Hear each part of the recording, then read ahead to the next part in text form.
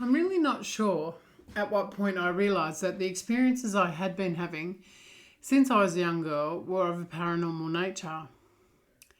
I guess I began to understand what it meant, and in understanding, it assisted me with becoming more open and accepting of the experiences that I continue to have even today. What I find most interesting is the how and why of what happens. I remember when I was living in South Australia that I had a dream about a girlfriend of mine, whom I shall call Jack. Jack was a young woman of Greek descent married to a man of Italian descent. And Jack was a career woman through and through, and I genuinely never believed that she would pause for children, yet that was the dream that I had. In the dream, I was walking alongside Jack and her father, a man I had never met, and he was teasing her for eating a Greek dry biscuit, similar to the Australian Sao biscuit. We were in an Italian plaza, and to this day I find it interesting that even though I've never been to Italy, I knew that that was where we were from a location perspective. We continued walking along and I was keenly admiring the architecture, a passion of mine. The mezzanine level was a shopping complex and above it were apartments with what I think had what were traditionally called Juliet balconies. And on every balcony there was an Italian man holding a baby in a pink blanket. It made me smile the following morning as I set off to work, and I couldn't wait to find Jack and tell her the story about my dream. I recall sitting down next to her as she sat typing away at her computer, and I said, "I had a dream about you last night, Jack." Two of our male counterparts sitting opposite chimed in at that point, making some funny comment about girl-on-girl action. Anyway, I told them to get over themselves and proceeded to tell Jack the details of the dream. As I stood up to leave, I said, "Don't worry, Jack. I know you're a career girl through and through and that you don't have any plans for children, but I couldn't help but share the dream with you." With that, I left her work area and headed off to my own workstation 2 levels above where Jack worked. That was Monday morning, and it was Friday at about lunchtime, I guess, that Jack appeared at my desk and started to chit-chat about the week that we'd had, and she asked me if she could see me out in the hallway.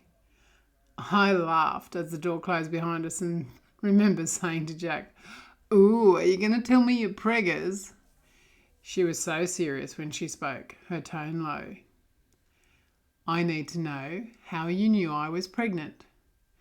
We haven't told anyone, not even our parents. So how do you know?"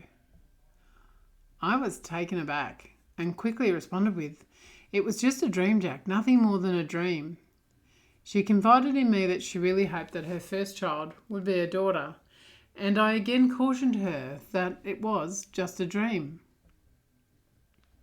Shortly after this, I moved interstate, and Jack and I stayed in contact via email and text messages up until she went on maternity leave. I was chatting to a mutual work colleague some weeks later and asked if they'd heard any news of Jack's imminent arrival, and she told me that Jack had delivered a little girl safely into the world over a week ago. I was a little taken aback, I have to say, that Jack hadn't called me to share her wonderful news. The dream at that stage like an echo in time in my mind. I was so happy for her and really wanted to congratulate her, so I called her. But my calls went unanswered, and I was a little miffed because I couldn't understand why she wouldn't want to speak to me to share her joy. In the end, I called her from a landline to see if she would answer, and she did, not realising it was me, of course.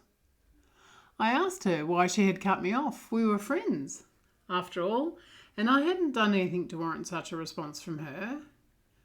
I congratulated her on the birth of her daughter and her own good health. She was pleasant, however, I could tell that something was a little off, and so I asked her outright, "Is something wrong between us, Jack? Have I said or done something to offend you?" She was quiet at first, a little hesitant, and then she spoke softly. "You freaked me out. You knew I was having a baby before we told anyone else, and you knew it would be a girl." I responded with, "It was just a dream, Jack, just a dream." She said, "Well, I don't want you having any other dreams about me." I assured her once more that it was just a dream and that I couldn't help what I was dreaming about. We closed the call out on the basis of remaining friends, but I knew that Jack would not be in contact again. My dream had disturbed her at the deepest level, and whilst I understood in some respects in my own mind at that time, it was genuinely just a dream.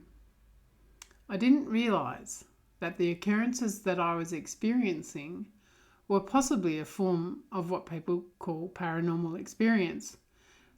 Little did I know either at that point that my experiences were about to start increasing.